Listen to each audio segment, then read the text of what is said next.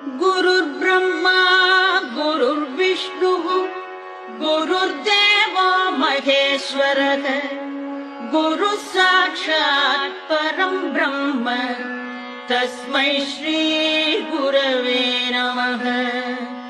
अखण्डमण्डलाकारं व्याप्तं येन चराचरं तत्पदं दर्शितं येन तस्मै श्री गुरवे नमः।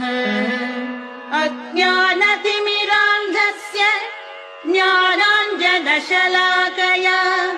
चक्षुरुन्मीलितं येन तस्मै श्री गुरवे नमः।